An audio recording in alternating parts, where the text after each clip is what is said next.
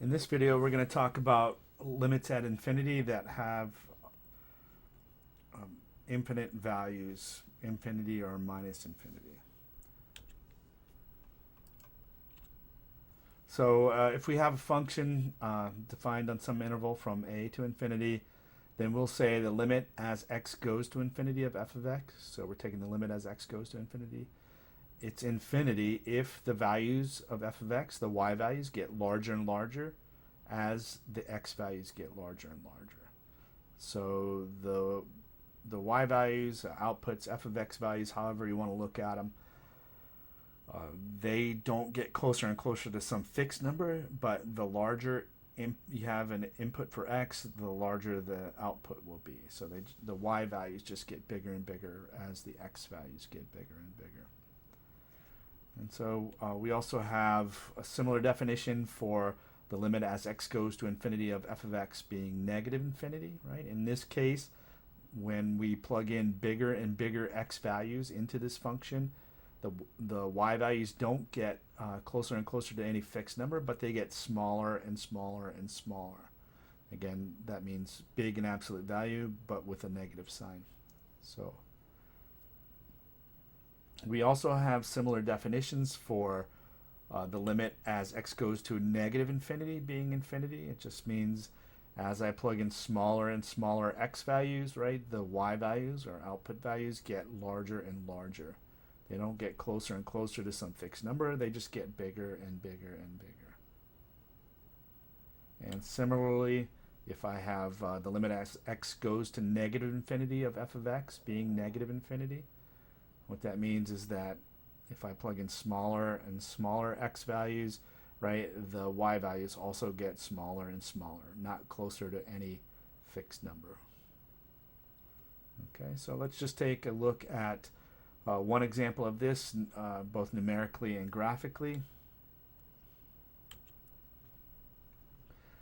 The example that we're going to look at is the function x squared over x plus 1. Over here on the left side, we're taking the limit as x goes to negative infinity, and we're just looking at numeric values here. So we're taking some numbers that get smaller and smaller, right? And here are the numbers that we would get if we plug these x values into the function. So these are the y values, and you can see the smaller the x value is, the smaller the y value is. So what we would say on this one is that the limit as x goes to negative infinity of x squared over x plus 1 is negative infinity. On this one, right, we have the limit as x goes to infinity of x squared over x plus 1. So here we're taking larger and larger x values. The x values get bigger and bigger, plug them into the function, and these are the corresponding y values. And we can see that the corresponding y values just get bigger and bigger and bigger here. So the bigger x gets, the bigger the y values get. Okay, so in this case, we would say that the limit as x goes to infinity of x squared over x plus 1 is equal to infinity. All right, let's take a look at the graph of the function. Here's the graph of x squared over x plus 1.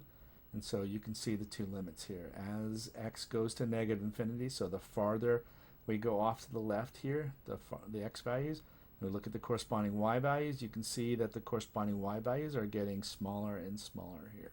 They just continue in this downward trajectory here.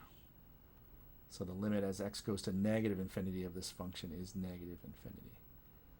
Over here on the right side, if we take the limit as x goes to positive infinity, right, so we're plugging in bigger and bigger x values, right, we can see that what happens is that the y values will just get bigger and bigger. So they'll just continue in this trajectory right here.